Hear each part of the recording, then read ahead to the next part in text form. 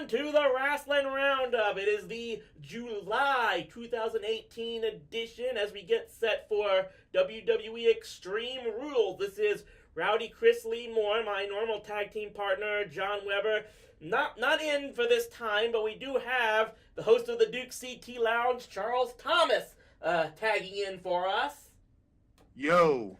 And I'm kind of disappointed that we couldn't get John for this edition because, like I said, we will get into Extreme Rules pretty soon. But because for the moment, before we get to that, I am kind of unfortunately stealing what basically is John's bit with his whole segment of how would I book this. This is something this is a version that I just recently came up with, and it's because of the fact that, of course, I get a lot of stuff from what's recently been what are the people online complaining about now is basically is going on, and of course one of the biggest complaints right now is what's going on with the current angle between Sasha Banks and Bayley.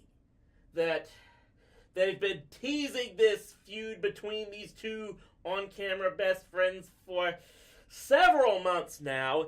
And now it's gotten to a point where they've gotten to blow so much that they are going into the same anger management therapy that Kane and Daniel Bryan got into several years ago.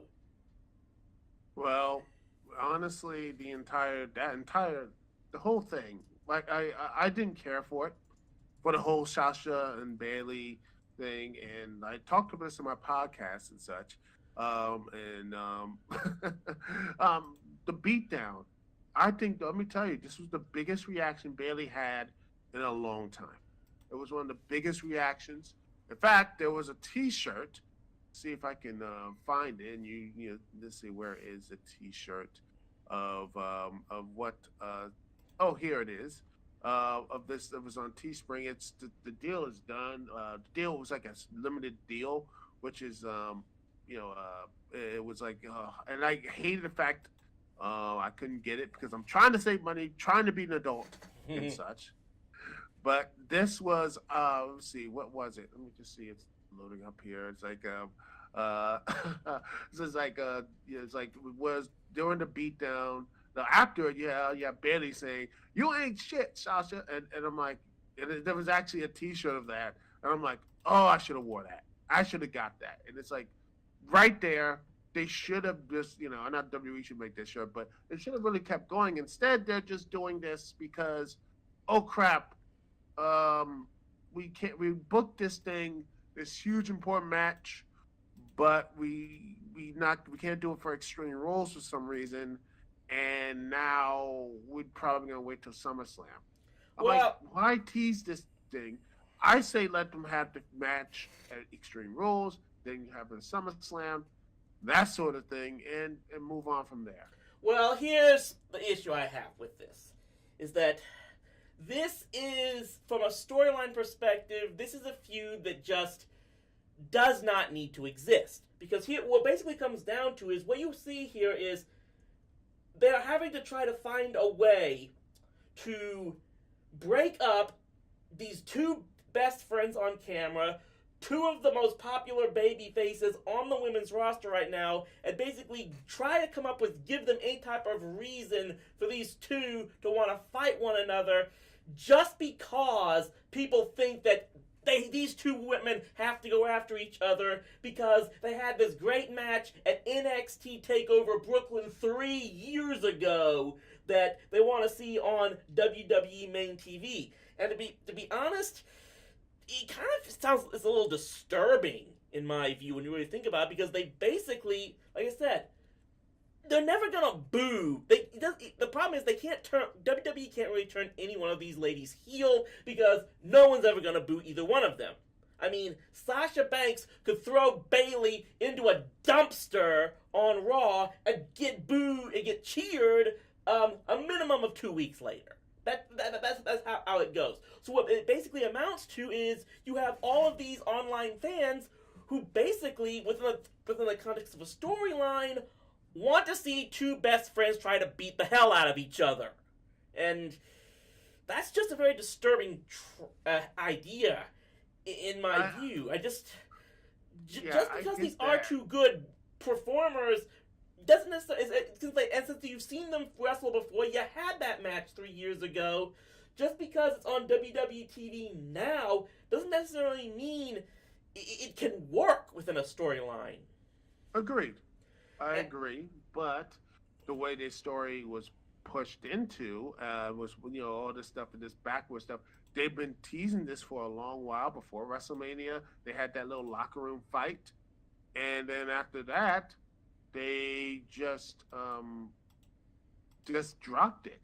I mean, yeah, that's the thing. It's just you can't just keep pulling him back. And I understand what you're coming to, saying these two friends are on screen. That break it up. But you have to remember, WWE or in wrestling in general, the best, the really is, no tagline, best friends, better enemies and such. You have great type of feuds that have launched careers and such.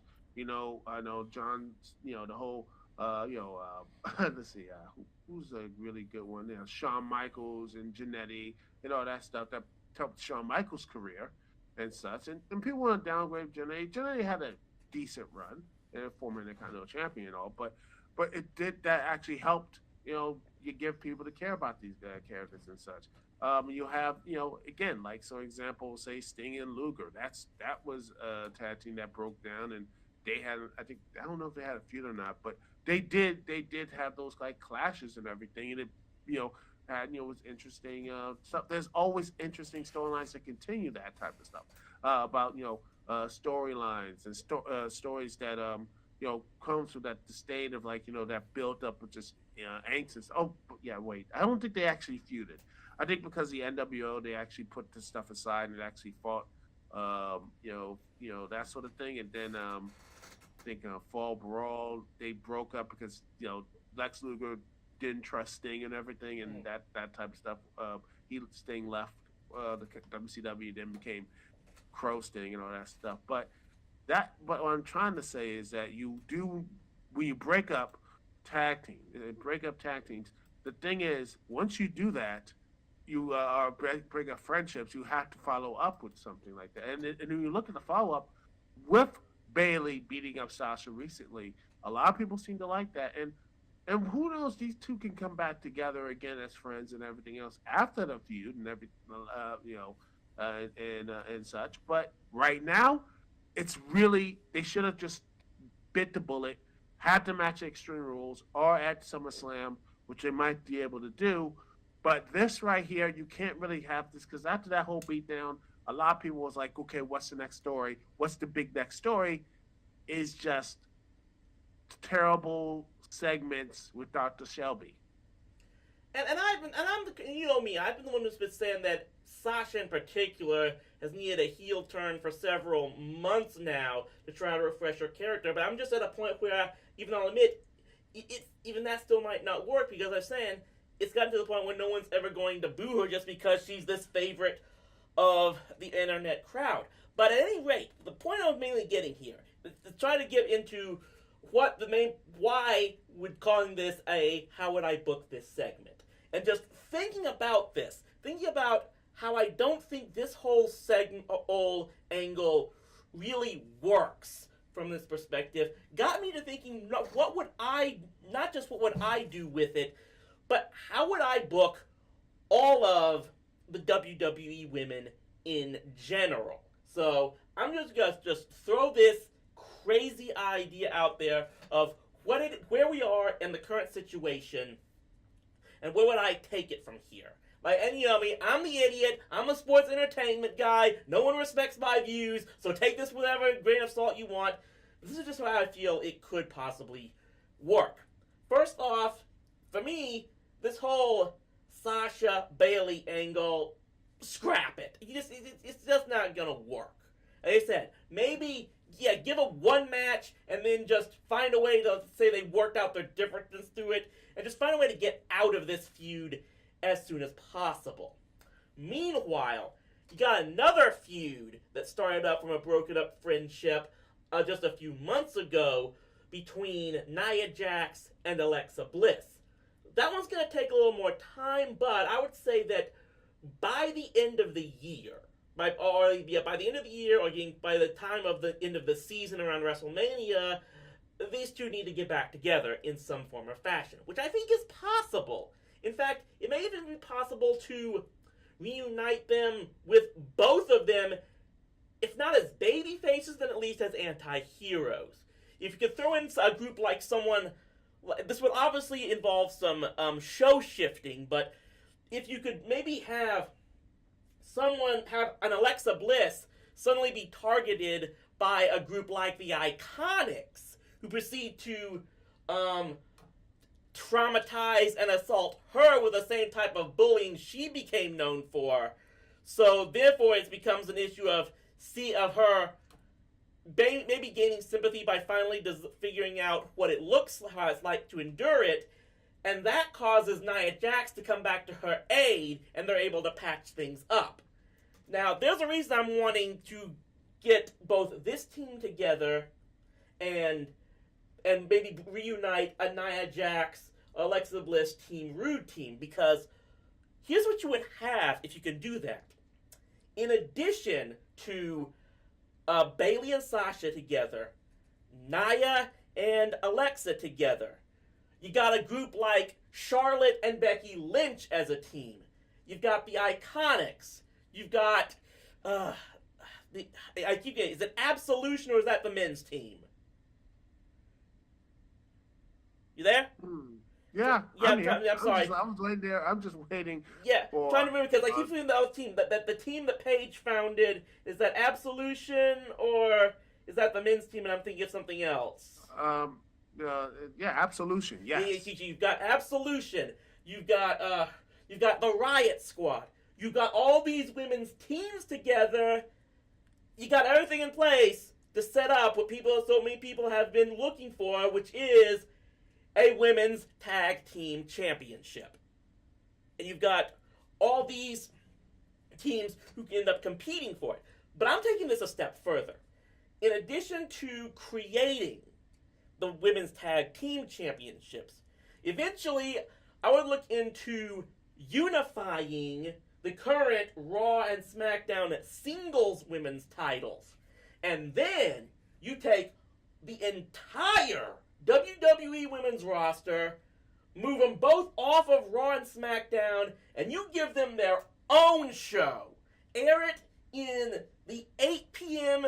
Eastern Time slot on Mondays that the first hour of Raw is currently on, to give you the advantage that now you can officially cut Raw down to 3 hours, down to 2 hours, without losing an hour of TV time, and you just give an hour show that the women can have all to themselves.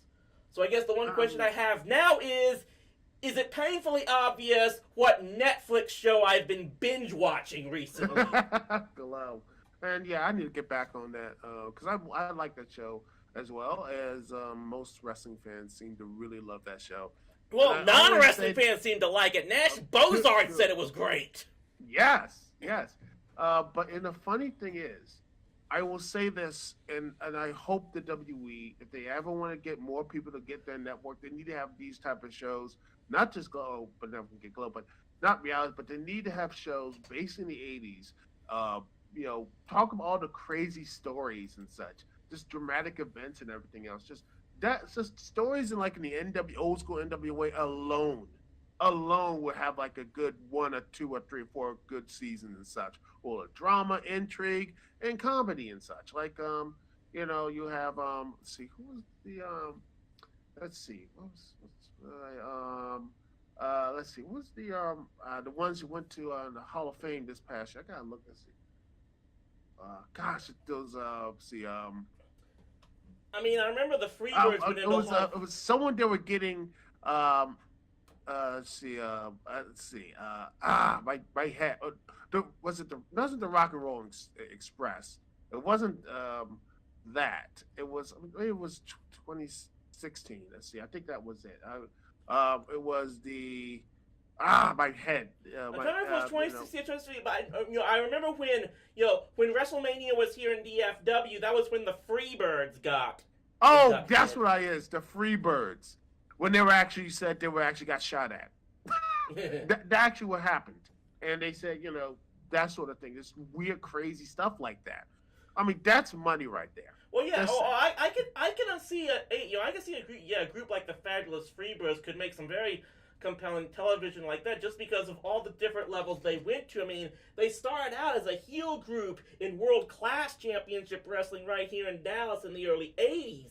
Then they eventually got moved over to Georgia Championship Wrestling, where they became baby faces. So is that? Oh, and that was a really interesting thing. Reading up the history is that a group like the Freebirds, whether or not they were heels or baby faces, they had to alternate basically depending on which territory they were currently performing in.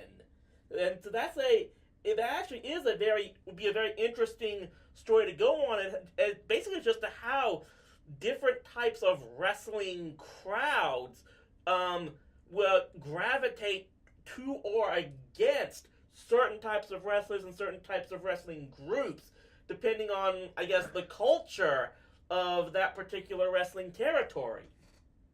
oh yeah, that would be a great stories and Sting, Ric Flair. Seriously, the TV series based on Ric Flair alone would probably be amazing.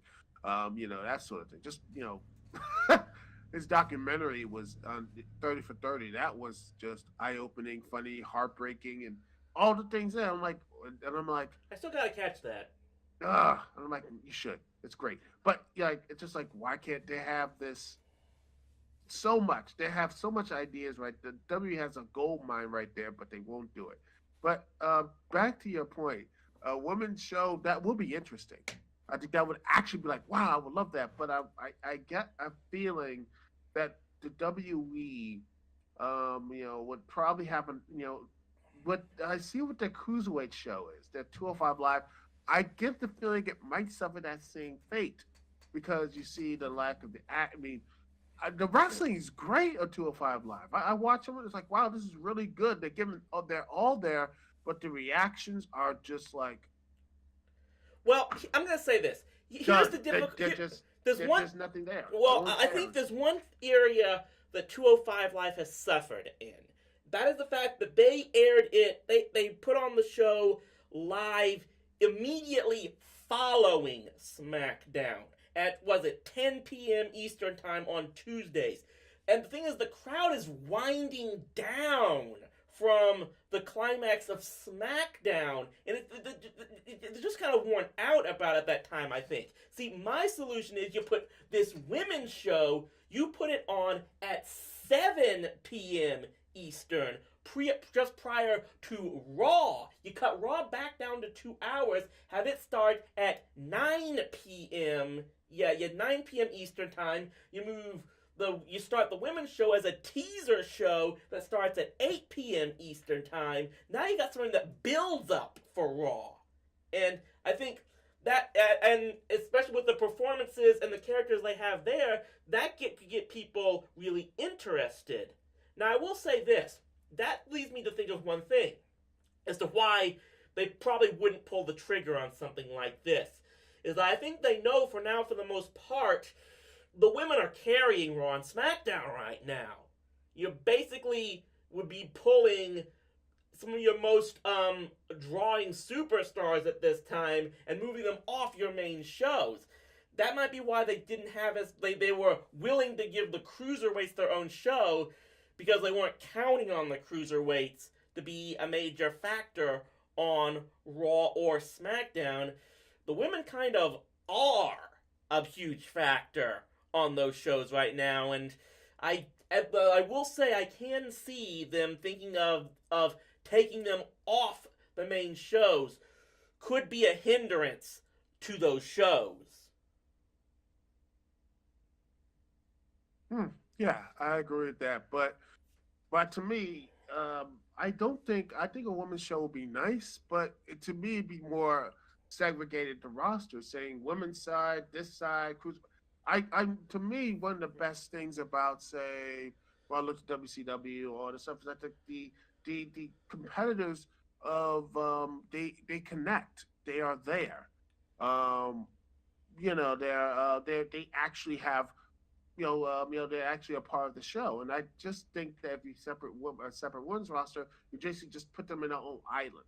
You're saying they're not part of the main show. The main show is still Well, he just doesn't really have to do that. I mean, we still get the cruiserweights on occasion on Raw and SmackDown when they can fit them into a storyline. I'm sure you can still find places for some of the ladies to appear on Raw and SmackDown when necessary, and you could probably just throw in a male star to make a token guest appearance on the women's show as well to help make reminder that this is more or less, for lack of a better term, a shared universe as it is within this entire WWE universe.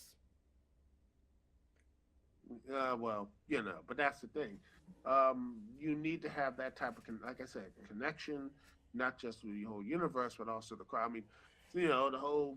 I mean, hey, everyone likes those cinematic universes so much. Majority of them have not worked out, even though I'm a fan of one of those and everything. But hey, it gets better, a little bit. But yeah, they have the chance to do that. WWE can. They have this opportunity to have this type of great show. I know you don't like this show, but I will say it. Lucha Underground has that type of world that you believe that every character has importance, every character has a point to them, from the smallest of low carders to the highest of the mid of the main event. That is WWE could do that in a PG format. They can, or PG-13 if you want to push it. But they can, but they're trying to be everything. They want to be the wrestling show to have the wacky stuff on it. Fine, but the next show they go with serious stuff. Then they try to do the straight sports stuff that, trying to be like Ring of Honor, but they fail at doing so. And they're trying to be like WCW back in the day, what they're trying to mix and stuff. Like they fail at that as well. They don't have an identity. They're split apart with all these things and trying to be everything else, but they fail in doing so. But at the end of the day, they still have a huge $1 billion TV contract. So they must be doing something right. Yeah, that's a subject probably a debate for a whole other show, because I keep saying, like, and I know I get on a lot of people's nerves by saying this, so thinking, yeah, if Ring of Honor and New Japan and Lucha Underground are doing so much better, why aren't they getting huge TV deals? I've said my piece on it online as to why I think that's the case. If I haven't brought it up in previous editions of this show, hope maybe I will sometime, and then the torches and pitchforks will really come after me when I say that. But yeah, I'll admit this. I'll freely admit that my idea for giving the ladies their own show in WWE does stem from the fact that they are the number one reason that I watch at this point. I mean, because of my own schedules and work and stuff, there's been sometimes I haven't been able to catch Raw or SmackDown as often as I like, but I still want to try to catch the women's stuff as best I can. So I guess just part of me wants to give them their opportunity to have their own show where they can all shine on their own and still not be be sandwiched in between a lot of the other content that even I will admit they're struggling at producing right now. But that's just my take. Anybody listening out there, please feel free to leave your comments as whether or not you think this could be a good idea, whether or not this could work. Hopefully I can talk it over with John later on, because this is definitely something I would like to get some debate on. This is the time I really wish we could do this thing live and I could take calls on this at some point in time. I've got to learn how to start airing these shows, doing these live broadcasts eventually if I'm going to get anywhere. So hopefully at one point in time, we will be able to do that. We've been on this air. We've been broadcasting this podcast so far for a year at this point, and I definitely want to thank all of my friends and colleagues out there and viewers that have put up with the podcast for a year so far.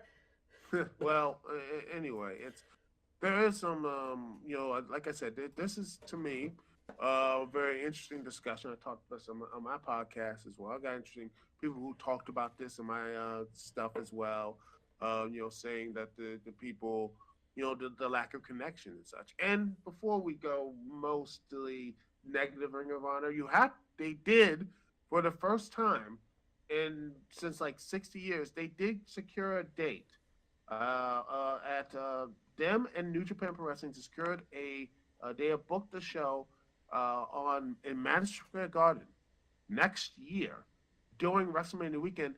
And not only that, they have actually booked a show that is going to go against NXT Barkley. And you know what? Good for them. You know what? I said, and I said this on my I said this on mine show. I would say since this is a historic occasion, heck, I might actually, because I am, like I said, I'm saving money to try to go to WrestleMania and such. I might actually go to the show because again, it's history. I've been hoping to see if any possibility if I can make it up there the next year. It may not happen now because now I'm also trying to plan. Yeah, we've also been training earlier that month to go with my mother to Ranger Spring Training in Surprise, Arizona. She's always wanted to do that, so I may end up not being able to do that. But look, as far as Ring of Honor, getting this show at the Garden, good for them. Like if another organization can really start making efforts to try and add more competition, I'm all for that. I'm all for this all-in pay-per-view show that Cody Rhodes and his group have managed to get together. I'd actually like to talk about that more in detail next time, perhaps, on the Rasslin Roundup. I've got that all prepared. Hopefully we can get into that. But, I mean, I might be a WWE guy, but I'm not someone who's going to say I don't want any of the other groups to succeed because the more the merrier in that sense. And maybe we'll get to talk more about that on a future date. But in the meantime, let's switch over to getting ready for the WWE Extreme Rules pay-per-view, which is getting some criticism already just from the fact that there aren't very many Extreme Rules matches, unfortunately, set up this time around. We get some, and we'll get into them. But I said, I've got the card right here. We've apparently got 2 kickoff show matches for this event, starting with Cien Almas versus Sin Cara. And obviously this is another attempt to try and promote the cruiserweights. They're getting their due, but this is one where I guess the main question is, can this stir any interest to start off the show? Probably not, but to me, Adrian Cien, if the WWE is smart, which is, I don't know, but if they know how to do, because he's actually really good and talented, I think he can really get the crowd for cheers or boo. He could do that stuff, and the nice manager is at his side. I think by the end of the year, he should be like pushed really well. I wouldn't give him the United States Championship yet. I would give him the title, Cien. I would give him the U.S. title next year, and then slowly. That's what I believe. I always believe in slowly getting these people, a rise to the top, slowly but surely. He doesn't get the champion. He gets the U.S. title, maybe a couple months and everything, and then slowly gets like a championship opportunity. They lose some, but yet, and then a year later, he wins the Royal Rumble and wins it at WrestleMania and something like that. That sort of thing. That's what I believe. Well, that sort of thing. I believe they'll build him up because I think he is something of a pillar, not the main guy, which I don't think. Funny enough, people say he's going to be the next one. No, the best times in WWE and WCW, they had a bench of people, right? They had Rock, they had Stone Cold, they had Mick Foley, they had Kane, Undertaker, all that stuff. It's like in the 80s. They had all these other people there just in case. And that's what the main stuff with WWE always had. And if WWE smart, they can make him to not just that bench player, but also one of the pillars of the show if they know what they're doing with Cien Almas. That's what I believe. Yeah. Almas did beat Sin Cara this past Tuesday on the Go Home edition of SmackDown. I would say if they're smart, they'll put him over a second time in this opening match, using Sin Cara to help put him over, and then perhaps build him up into being a good mid-card level star on the SmackDown roster or wherever else. Next match on the pre-match show is one of the Extreme Rules matches we do get: the New Day versus Sanity in a tables match. Well, I hope this is going to be in the main show because I think it would be something good match. But I always say in my podcast, this is if it's on the pre-show, it doesn't matter. But if it is on the main show, I think this would be a good match. I have Sanity winning, and because honestly, Alexander Wolf is amazing. Much as NXT stuff, I think he's going to be he's like really, really good for a big man. He's really good, and Sanity's characters and such is really good. And I just think it's going to be a very good, fun match. And I think Sanity moves up for the tag team, or maybe do some other stuff around, because I think this could be to build them up later on. That's why I see Sanity winning. Yeah, Sanity apparently hasn't gotten that many victories since they've been called up from NXT, so I can definitely see them getting put over the New Day in this first match, and that hopefully leads to something there. Next up, to start off the show, we get, perhaps, I don't know who knows what order it's officially going to be in, but as we move on to the main show, we get Finn Balor versus Baron Corbin. Now, everyone here Constable Corbin. Constable Corbin, yes, that is correct. But, okay, yeah, anybody who's heard me on Facebook, heard me on Twitter, heard me on this podcast knows I have been extremely critical of Finn Balor. Me as well. I've been longer than you, man. The main issue I have is the fact that they have not given or stuck with any type of good character persona for him. I thought they were going to do it when they looked like they were going to reunite the Balor Club almost a year ago with Gallows and Anderson. I wanted that to go somewhere. And then they just abandoned it, sent Gallows and Anderson over to SmackDown, threw Balor into the Intercontinental title pitch pack at WrestleMania just to keep him on the match. And what you have as a result here is he's got stuck here in trying to work with a guy in Corbin that they're struggling to find a fit for him on the roster as well. I mean, people like to talk about how this guy just hasn't been booked very well. And what gets me is Finn Balor has been, to me, the real textbook case of someone just not being booked or handled properly, is that they've done nothing since calling him up but selling him on his wrestling ability. They've given him no good angles. They've given him no really good storylines, and the crowd doesn't care. They still support him, despite the fact that he hasn't been he's been horribly mishandled. Which to me, when they say, "Oh, we just don't like Roman Reigns because he hasn't been booked properly," I gotta call bull honky on that. Well, to me, the reason why people like Finn so much is because he's in this perpetual underdog status. He has gotten this because he is like, oh, he's the underdog, all this type of stuff. And meanwhile, when you see the work in the ring, I mean, it was air apparent of all this stuff. When if you remember, I believe it was like a 5-man matchup for number one contendership for I think it was I think it was like just to get into the elimination chamber, I believe, or something. You had Cruz, just doing all this great moves.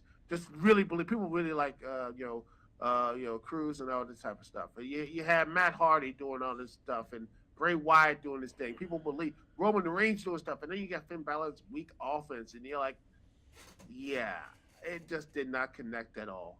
And even worse is that his in-ring, you see one Finn Balor match, you've seen them all.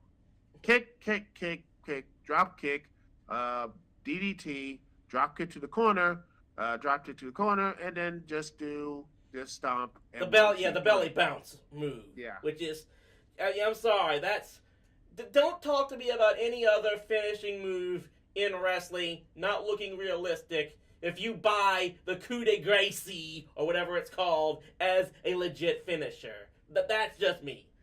I still see. I still see Balor going over in this match just because he usually ends up winning in these cases. This is a guy who he's never in any really good feud, but whenever he's in, he ultimately seems to come out on top. It looks like because this is the bone. He's almost the bone that WWE keeps throwing to the IWC. That as long as he wins, that's one thing they can't complain about, I guess. But yes, but I see him winning as well. But like I said, I've given up on Corbin a long time. Yeah. And by the way, if he's gonna wear those stupid, I'm like, why are you wearing your stuff that's in the wrestling? Don't you have other gear? That doesn't make any sense. Even Chief Morley put on wrestling trunks. He didn't wrestle in a suit. Well, did he do it when he was with the Right to Censor? Let's see. Because actually he had gear Right to Censor, though. He had, like, his elbow pads and everything else. Perhaps. But anyway, let's move on to Braun Strowman versus Kevin Owens inside a steel cage. Strowman wins, and Kevin Owens looks loses in hilarious fashion. Perhaps, unless Owens finds a way to slip out of that cage in some possible way, which might. Part of me thinks that I can see them finding a way to have Owens win in some form or fashion to try and get people to start selling Braun a little short, just to try to help to try to lead to some kind of unexpected surprise whenever he finds a way to finally cash in that Money in the Bank. And we still have to go to wait as to whether or not that's going to happen.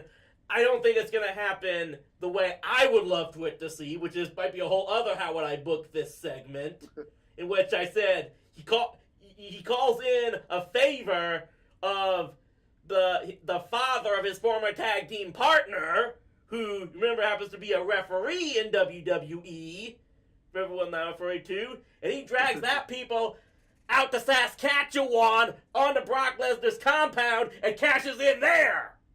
That's a little out there, but I don't think it's going to happen. I foresee... It wouldn't happen, but it would be damn fun to watch, wouldn't it? It would be fun, but WWE doesn't do these doesn't do that stuff anymore. But what I see happening is Roman Reigns and winning a number one contendership match and such, and then going to SummerSlam, facing Lesnar again, and then finally slaying the dragon, but then Braun Strowman comes out and cashes in, and let me tell you so, and beats Roman Reigns, and the crowd erupts like it's basically Hulk Hogan, returning, from to his prime and such. Well, we'll see. We might talk about this, but we'll get to what Roman's got going on tonight later on. For now, we've got to the Raw Tag Team Championship, the Deleters of Worlds versus the B Team. Hopefully this match is going on, despite the fact that, of course, there was reports that Bray Wyatt was in a very unfortunate car accident just a little while ago. Really hope he's okay, just for the record. Well, he looked okay during Monday Night Raw. I do see Hardy taking most of the bumps in that match, but I just shudder to think it's going to be B Team winning, and then you're going to have them face against the Revival. Yeah, that's how I feel about them. And then then they face against the Authors of Pain, who disappeared, reappear, disappear, reappear, that sort of thing. And I honestly, because I love the Authors of Pain personally, if I had my way, I would have them pair up with Roman and just have them all just clean happy. Yeah, but that's just my thing. I'm gonna just roll the dice and say that Wyatt and Hardy will retain for now, building up into. Well, we wait to see what other tag teams start to really try to get themselves over on the roster and see where the tag will go from there. In the meantime, we've got the SmackDown Tag Team Championships. The Bludgeon Brothers defending against the reunited Team Hell No of Daniel Bryan and Mayor Kane. Even though I say the Bludgeon Brothers win here. I don't know what they're going to do afterwards because they do good work. I like the Bludgeon Brothers. I think it's going to be a good match. I think they're going to probably lose the titles to the Bar when they come back, which I take, and I like the fact the Bar are taking a good long break because people were just like, they just had to take a long break. And now when they return, they can come in. I think they will take them down, and then next, Sanity will face them, and have Sanity beat, beat them. But that's just my thing. Yeah, this is one area where, and I'm getting these matches off of CBS Sports' website, and they kind of to steal some words out of my mouth talking about this match, and they said there clearly has been some griping that Daniel Bryan is being used here the way he is right now, that they're just bringing back Kane for an old gimmick and throwing him into a tag team match that they're obviously not going to win, especially because Kane's less than a part-timer now, because Glenn Jacobs has this whole mayoral campaign going on right at this time. But here's the thing I'm going to say about this. First off, you're going to if you really thought that Daniel Bryan should be immediately thrown back into contention for the WWE Championship, I mean, that's stupid. That is the dumbest thing. No, because especially if nothing else because of this. If Daniel Bryan was to go up for the world title right now, he'd be going up against AJ Styles. Even I will say this. Daniel Bryan versus AJ Styles, that's a WrestleMania match. You have got... and I would not be surprised if that's their plan, to have those two going after each other at WrestleMania, which I would be fully in favor of. The only other big feud we've got going right now is obviously there's some anticipation that eventually Bryan is going to go up against The Miz. That clearly has been a feud that they've been holding off with the intention of it taking place at SummerSlam, which I think is going to happen at some point in time very soon. They just got to get whether or not they can find a way to use this tag team match to try to spark that feud is the way to be seen. But just the fact that you gotta build Daniel Bryan up slowly again, especially because you have to wonder, he's still getting used to. Obviously, he's trying a new, different style of wrestling to compensate and protect himself from his past injuries. He's got to gradually build this back up to gain his own personal confidence, make sure he can do it this way and do it safer. And I will say, what they've been doing with Daniel Bryan right now is one thing WWE is doing right. Is they've got him in that underdog role that has to fight his way back up to the top. Yes, and one thing I would say to everyone else who's forced, I'm like, no, you have to build. And by the way, Daniel Bryan has not signed their contract. He's not signed an extension. And me personally, probably he's like, okay, he gets his match at AJ, but I'm like, he's done it all. Mm-hmm. He's done everything, and probably. With Daniel Bryan, I wouldn't be surprised if we just say, you know what, I'm going to just take a year or 2 years off, just, go around the world and everything. Since indie wrestling is doing gangbusters, I mean, there are other stuff out there, and, other wrestlers, Cody, what's going on, Kenny Omega, all this stuff that's going on, All In, and all that's going on in Ring of Honor, and that type of expanding and doing these things. I would not be surprised if he actually did that. And he has been throwing shade.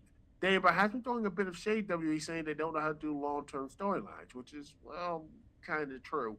But at this point, we don't know if he's actually going to resign. So if Daniel Bryan, at the end of the day, we don't know what's going to happen with that. Absolutely.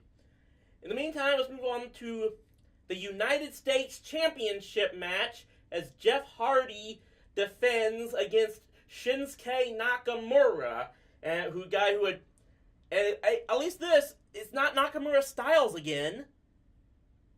Well, I have to say this though, Nakamura. He has disappointed, and I have been disappointed in the only good things about him is in his theme music. And that's sad because I saw some of his match before. He seemed really good. I was like, man, this guy seemed to have some type of really good outward charisma and everything. But I'm sitting here, I'm like, man, these matches are just not that good. They're not, and he has been under this malaise for a long while, and people are saying, "Oh, don't worry." Other than Rusev, he actually had a pretty good match with Rusev. So I don't know why AJ and him cannot connect. I don't know it's just odd that it just really is odd that these two guys who are so loved in the IWC and wrestling fans in general, they just two could not connect at all. So here's hoping that Jeff Hardy can get something out of Shinsuke Nakamura. I do see Nakamura winning here, so his WWE ride didn't come out empty-handed. So yeah, I could definitely see him. The obviously the feud with Styles didn't work out as much as people wanted to, so that's why I can see him definitely trying to give him the United States Championship to keep him in some type of the forefront and see if he can try to possibly build off of that. On the other side, we have the Intercontinental Championship, Dolph Ziggler against Seth Rollins in a 30-minute Iron Man match. 30 minutes. Yes, that's not an Iron Man match. These guys go 30-plus minutes matches more often than not. Heck, I've seen NXT matches, NXT TakeOver matches go on for that long for one fall. So this is not really impressive. I always say Iron Man needs to be 60, not 30. That's what it is. That is an Iron Man match. Well, I'll say this much. If they were still doing single brand pay-per-views, this probably would be a 60-minute match. And I probably would be bored. Dolph Ziggler and Seth Rollins does not entertain me at all. I don't care for it. I'm off the Ziggler bandwagon. I wonder, because honestly, the match that should have happened previously on Monday Night Raw when both Rollins and McIntyre tore the house down. I love that match. Why couldn't McIntyre be the Intercontinental Champion? But we have Dolph Ziggler. Tells me that this may have been a stipulation to help keep Ziggler staying in WWE. That's just my own theory in that situation. I do see Ziggler retaining because of some ideas I may have down the line, which we'll get into in a bit. In the meantime, let's go to the Raw Women's Championship. Alexa Bliss against Nia Jax in an Extreme Rules match. And apparently there is a story that even though she is technically suspended in storyline, Ronda Rousey is expected to be at ringside in this match. That could be a very big situation as to how this whole thing is going to play out.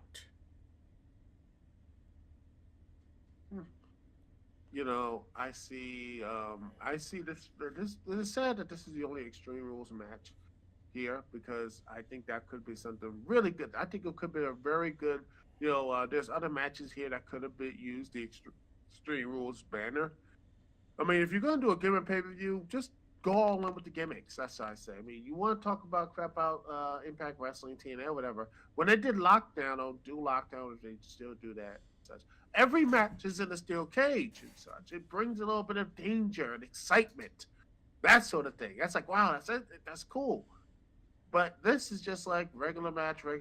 Oh, just an Iron Man match, 30 minutes. Oh, an Iron Man match. Oh, it's 30 minutes. But, yeah, whatever. But, yeah, Extreme Rules, this could be a really good match. Alexa Bliss using every weapon, and Nia Jax just barreling through. I don't know who wins here. I would say Alexa Bliss so she could get knocked down by Ronda Rousey. But I get a feeling that maybe this could be a triple threat with, I see Nia Jax winning, but Alexa Bliss, getting a rematch, and then you have all this other stuff at SummerSlam. You make these three have a match at SummerSlam. Bliss, Nia Jax, and Rousey. Rousey doesn't have to do that much, and then she just knock him down, and then she had to pinch Nia Jax and Alexa Bliss. The feud can continue, and she can have a good long reign with the championship. Perhaps. I do think there's no doubt that Rousey is going to be involved with the women's title at SummerSlam. The question is, if Alexa wins this night, it's going to be straight up Alexa versus Rousey. If Nia wins, it's going to be a triple threat. I'm going to lean towards saying the former is going to happen, though Rousey is going to do something to try and get herself. And maybe it's going to end up being like Rousey will do something that still leads to Alexa getting the victory, and that's going to set up the triple threat anyway, having to defend it against both. Do want to take a moment to say this thing. And yeah, I'm going to have to defend my girl here once again. So many people want to criticize Alexa Bliss's workability, but this lady has already been in about a year's time. She was in a kendo stick match with Bayley at the last Extreme Rules. But let's not talk about the quality of it. I'm just saying this. She's agreed to be in that type of match. She's been in a steel cage match with Becky Lynch. She was in the first Women's Elimination Chamber match. And now she's in an Extreme Rules match. Yes, you could talk about how, WWE's putting her in these, and who knows how many other, yes, there might be some other ladies who would be willing to do so, but can at least give credit that Alexa Bliss is willing to be booked and take part in all these type of extreme gimmick matches that very few women beforehand, for certain, have ever done. Oh, yeah, I give props to Alexa for that. And to me, she is, when I look at her wrestler, I'm like, she gets that. She gets it. It's not about, she is competent in the ring. I like her, but she is, the way she carries herself, the way she has that character, the way she does all these, I'm like, she gets it. She knows what her character is, and she runs with it. Exactly. And I'm like, she is more charismatic than most of the guys on the roster. She's more charismatic than Finn Balor, for all I know. Like, this is a person, all I know about Finn Balor, he just smiles a lot. He has a beard and he smiles a lot. And that's one of the reasons why I keep saying that I think the women are carrying WWE right now. Speaking of which, let's move on to the SmackDown Women's Championship. Carmella versus Asuka with James Ellsworth suspended in a shark cage.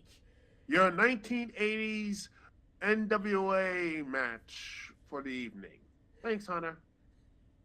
Well, obviously, to talk about this, we got to talk about the matches that essentially brought this thing up. Because the last 2 weeks on SmackDown, they pulled a whole Battle of the Sexes angle with Asuka facing James Ellsworth, which I said should have been Becky Lynch a year ago.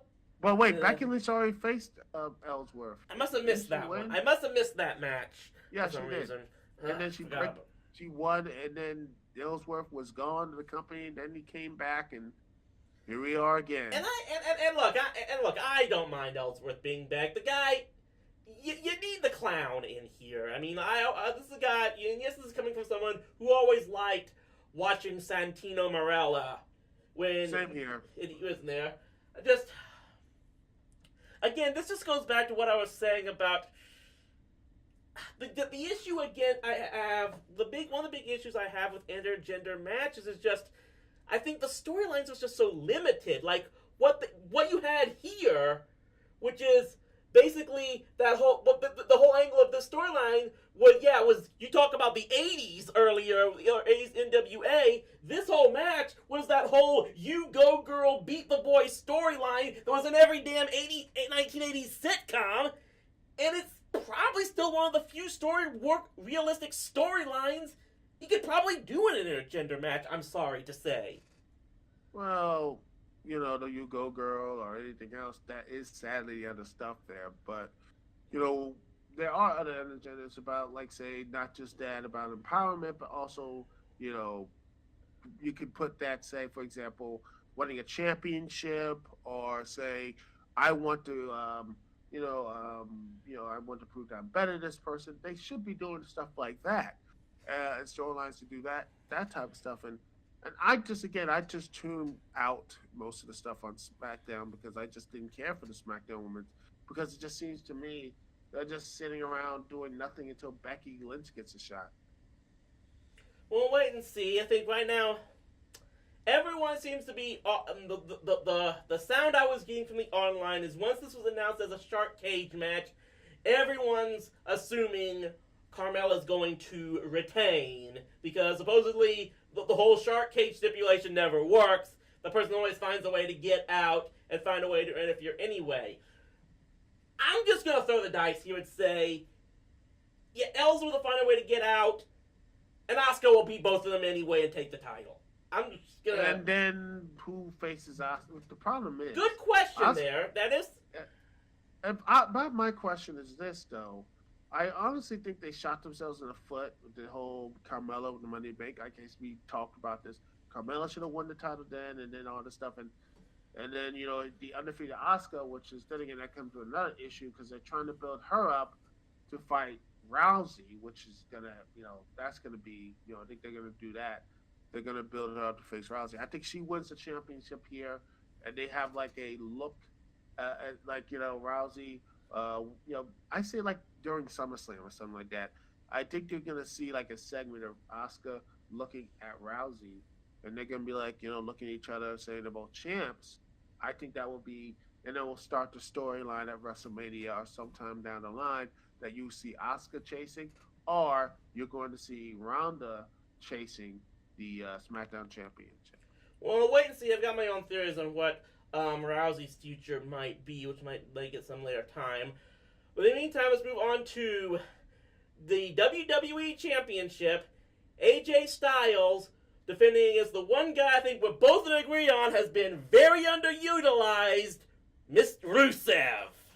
Yes, and on a Rusev Day, no less. Yeah, absolutely. At least it's not on Friday the 13th. But okay, let's just say this. Can either of us see a situation where Rusev might get to celebrate Rusev Day by beating Styles for the title? Well, let's see. Honestly, it could happen if WWE. Well, let's see if Daniel Bryan doesn't sign. I think they'll just get screwed. Have Rusev win the belt later on. Like say, okay, we have Rusev hold the title and he has a transition and such, that sort of thing. But if he, maybe as a longer, maybe he does win it like the next year if Daniel Bryan signs in totally or something this year. So I don't know. I wish he could win more because I think Rusev has been great. I think he has done a really good job. Since he came in the company, he have weathered every bad storyline, weathered everything else, and I honestly think he should get the championship, but I don't think he will. I just think it's going to be another heartbreak.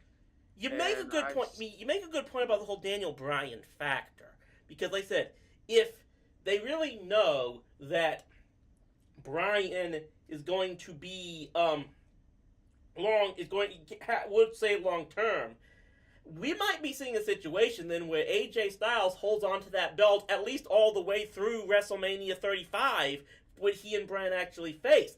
I'll actually say that, in fact, because I actually wouldn't be surprised if they do that for a couple of reasons. Like, one, if they get Daniel Bryan, they want to have those two build up in the main event at WrestleMania 35.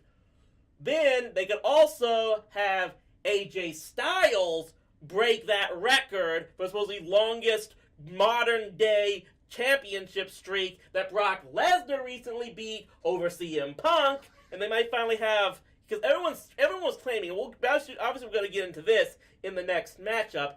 Everyone's time was plotting the same this conspiracy theory that the reason Lesnar's held the belt for this long is because WWE wanted to get that streak number off of CM Punk. I don't know how much of that is true, but if it is, I wouldn't be surprised if now they want to get that record off of Lesnar now as soon as possible, and they might use AJ Styles to do it. But now I'm going in so far into a deep state theme, that's probably something I don't want to delve my head too far Personally, into. I don't care about those records. I honestly care about what's happening now. And to me, Lesnar, as much as I like Lesnar and I like his whole Suplex City, spam, it just got tiresome. And to me, he is not that interesting, and he's trying to play both companies, and I respect that because I do respect the wrestlers or any type of people who are like in the wrestling business and such, getting over on these these carny stuff. Like, you want to play carny? All right, I'm gonna make my money. Not only doing my money on WWE, but I'm going to get paid with UFC on the side. You can't do a goddamn thing to stop me. I'm like, you know what? I gotta respect that man's hustle. I like this guy. He's not going to be like sitting around like, man, going to these house shows, like broken down and stuff. No, he's going to be like in this nice little compound and be like, hey, I'm going to be all right. That's what it is. So I don't really get that anger to Lesnar and such, but he has been, for the most part, very boring, very uninteresting, and just Raw has been in this whole stuck in first gear. And until Lesnar drops that Universal title, and he drops that title. Hopefully, there's a report he might be at SummerSlam. He drops that belt soon. The happier happier people will be.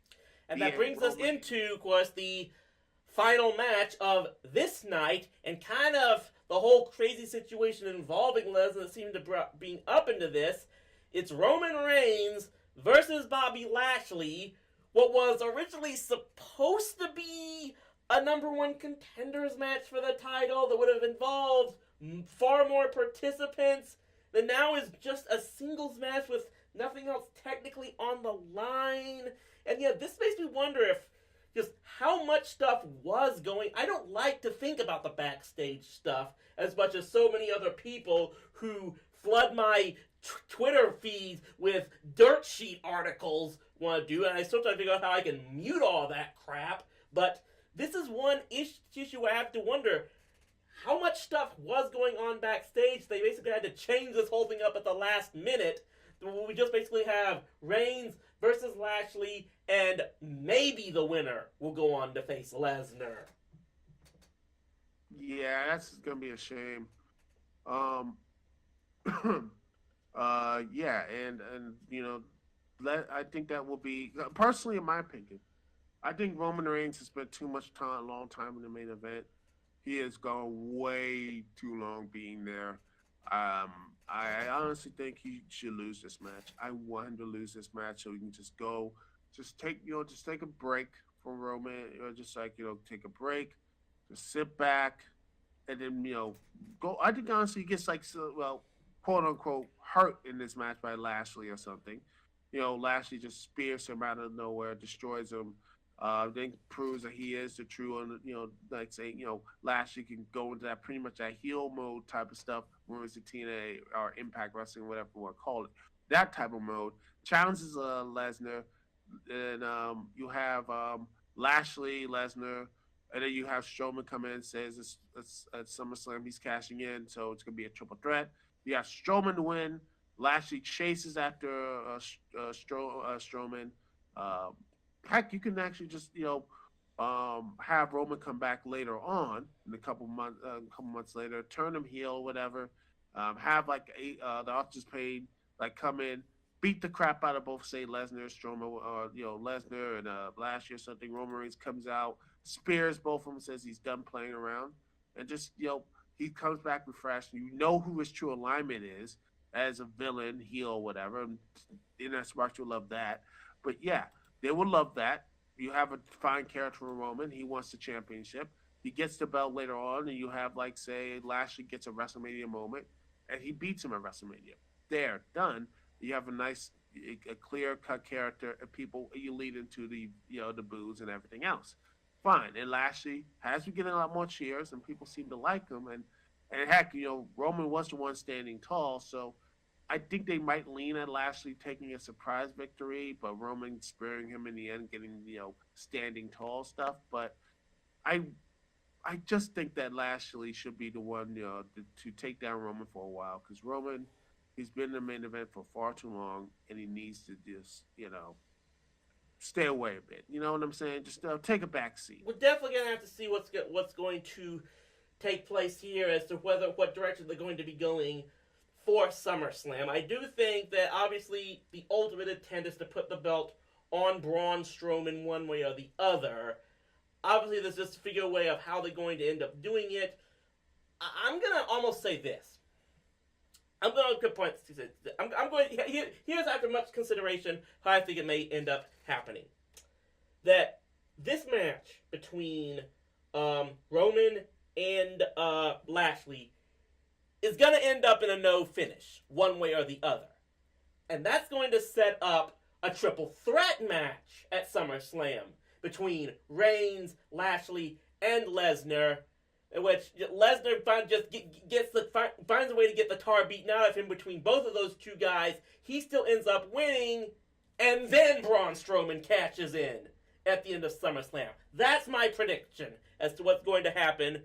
Wait and see this Sunday if the first step towards that is going to come true. Well, I see that happening as well, but that's just my personal opinion.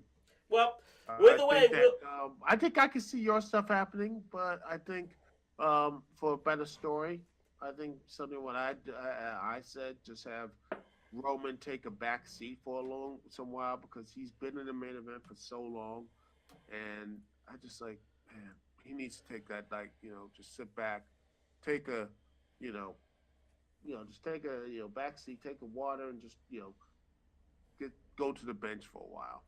Wait and see how it pans out. Extreme Rules this Sunday at 7 p.m. Eastern Time.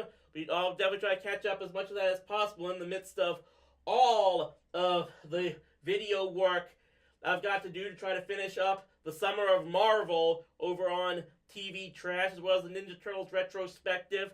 For those of you who would follow me on Twitter and Facebook and stuff, I will try to upload my entire experience at Anime Midwest eventually. Hopefully sometime I can drop by a place like MagFest and finally meet my tag team partner here, Duke CT, in person. And that's going to be an interesting meetup. Absolutely, for sure. But in the meantime, let's see what's going to happen this Sunday at Extreme Rules. Want to definitely thank Duke CT for tagging in here. Hopefully you can get in touch with John Weber for next time, especially for the big SummerSlam edition 2018 of the Rasslin Roundup. Until then, stay rowdy, my friends. Let's free, yeah!